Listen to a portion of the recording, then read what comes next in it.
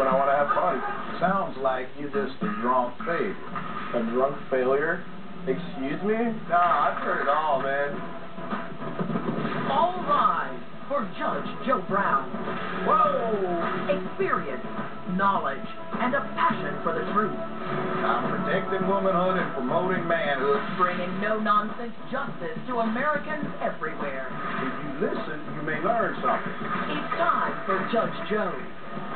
A 21st birthday celebration takes one man from partier to perp.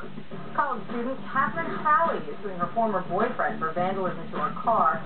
Defendant Mark Carrier says he was drunk at the time and is not certain he did it.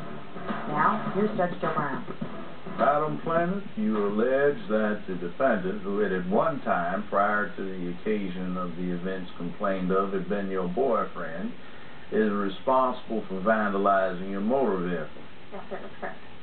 The mischief was unsolved as to the perpetrator for almost a year when you discovered or received information that the defendant had been involved.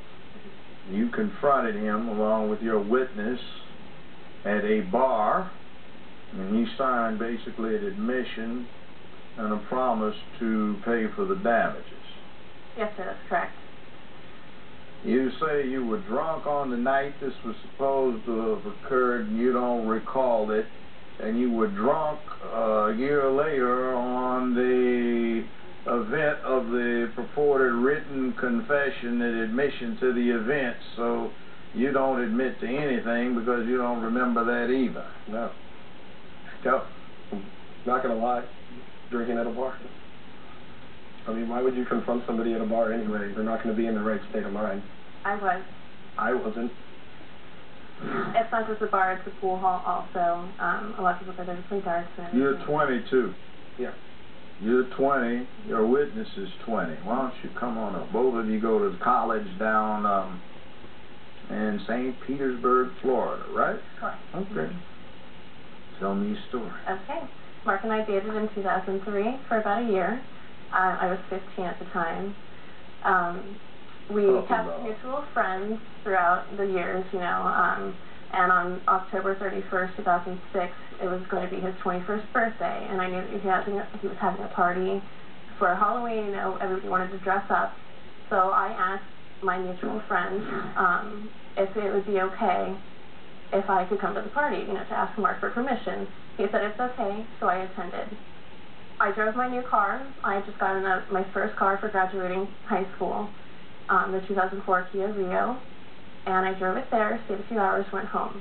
In the morning, I went out to my car, and I saw that the words and were keyed into my trunk and into my bumper. So I called my insurance company. My deductible was $500. At the time, I didn't have money to pay for it, of course, out of pocket. So I drove around for almost 2 years with those words keyed into my car. Had to go to college. You know, it wasn't a pleasant thing to have. I suppose that was quite embarrassing. It was. Oh my, so what led you to the defendant as the suspect? Our mutual friend, the one that I had asked to invite me to the party for permission, her boyfriend is his friend, and just the word got out that he was the one that keyed my car that night. So that night that I saw him at the pool hall about a year after the incident, I confronted him and I said, hey, you know, did you key my car? And he said, yeah, I did. So I explained that it was $1,000 worth of damage because they would have to take off the emblem and take off the bumper to repaint it. So I kindly asked him to sign a paper, an agreement for $500 because that's what I would have to pay out of pocket. He willingly signed it. Kristen was there with me at the counter where we signed the paper and the agreement. I have it right here. Pass everything over.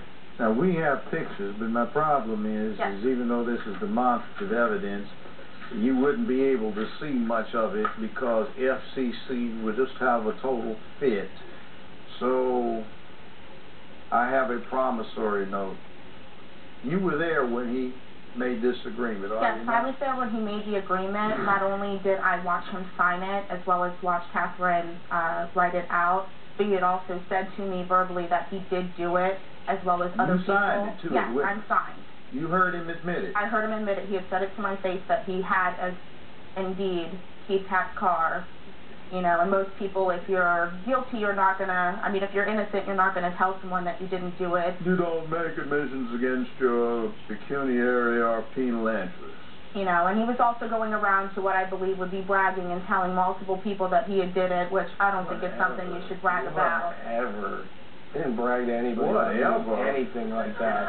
Are you kidding me? Are you kidding me? Whatever. Oh, you can have the floor now. Let's go for it. The night in question, yes, my 21st birthday, you were not invited because somebody came up to me when I was already drunk and said, Cat is coming to the house. I was drunk to the point where I was you remember that part of the I don't remember anything after 10 p.m.